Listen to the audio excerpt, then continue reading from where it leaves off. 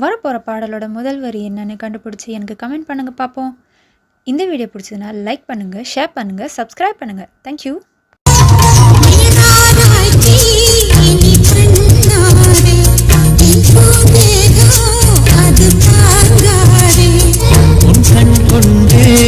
என்னை கொய்யாதே, உன் தீபூச்சா என்னை கொல்லாதே, முத்தங்கள் போட்டு சஜம் சம் சஜம் சம் சித்தைகள் காட்டு.